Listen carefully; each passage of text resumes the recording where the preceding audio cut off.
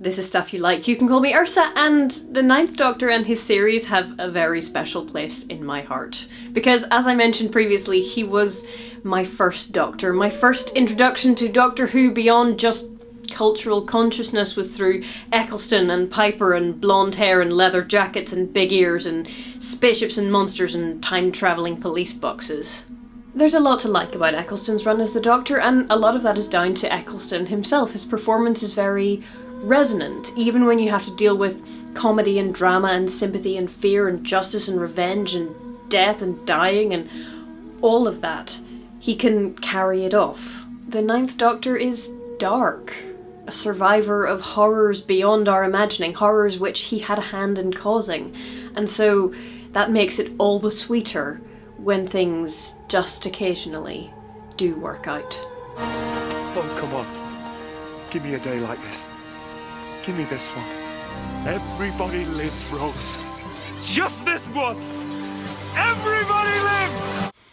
That is still my favourite episode of Doctor Who. The singing tension, the cliffhanger between the weeks. The Doctor, Rose, Jack, Nancy. Love Nancy. When Moffat is good, he's great. And there is no better example of that than The Empty Child and the Doctor dances. I mean, it hurts, but in a good way. Like all of the Doctors, Nine leaves carnage in his wake and never looks back, and he introduced new viewers, including me, to the Doctor as someone who knows his own capacity for destruction, and so is desperate for people to balance that. And that's why he needs Rose and Mickey and Adam once, and even Jackie. Adam actually is an example of how not to be a companion, but we'll get to that in a sec. And there is a lot of silliness, because for all of its thematic arcs and deep underlying meaning, it is still a family show, and so there is toilet humour and occasional what the frackery. Slightly less in the first season than, say, in the second season, with the scribble monster and the paving slab and the absorbaloff, but still, there are some very silly moments. But when it's good, it's really good. And even when it's not good, there are still moments which are good. Even Aliens of London. I don't like Aliens of London very much, but it does give us Harriet Jones, so I'm willing to, tolerate it.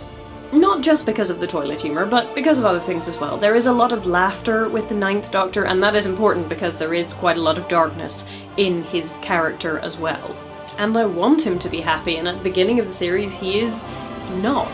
He's manic, occasionally chirpy, but he's not happy. He's deeply sad and wounded and lost, and it's not until the end of the season that he really manages to even begin to get past that. Even when we're having fun and running around and there are farting aliens for some reason, his sadness and his loneliness are never too far away. He needs people around him.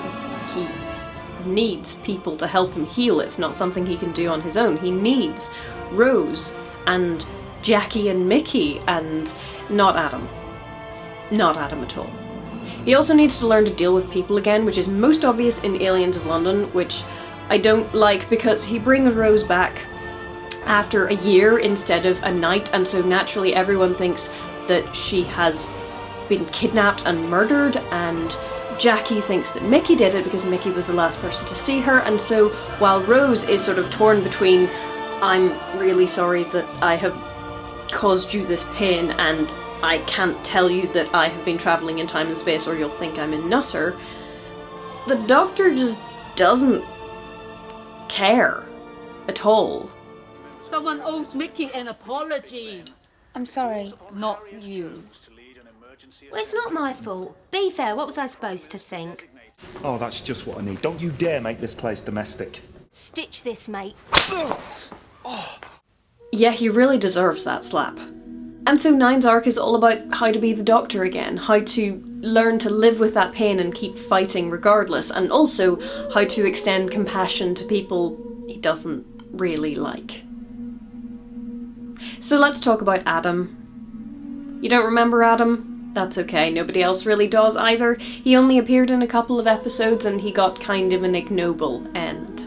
I said last time that the companions become better people when they travel with the Doctor. They become kinder and more compassionate and more ruthless in their defense of good all at once. This is not what happens to Adam. He acts out of greed rather than out of compassion, and so he loses his chance to see the universe. You don't have to be perfect to be a companion.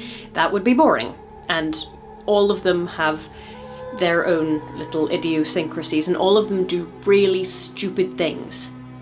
But they don't do them out of greed, they do them out of ignorance, or sometimes out of compassion, and so that's okay. You have to be something a little bit special to be a companion, and Adam is not special. Because for all that the companion-doctor relationship is skewed in favour of, you know, the Doctor teaching things to the companions, all of the Doctor-companion relationships are mutually beneficial. They have to be, otherwise why would he keep those annoying people around? Nine's companions especially are there to remind him that the universe is a beautiful and wonderful place and that it is worth saving, and that doesn't take the pain of his choice away, but it does dull the edges a bit. And becoming less broken and coming to terms with his role in the Time War is what Nine's arc is all about. Next time we're going to take a turn off into some chick flickery with Legally Blonde, so I will see you then.